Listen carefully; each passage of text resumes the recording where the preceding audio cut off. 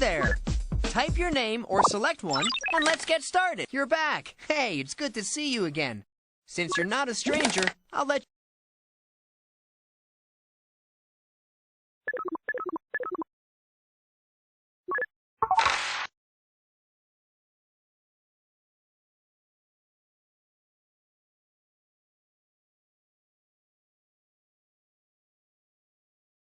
You can measure the length of a line segment.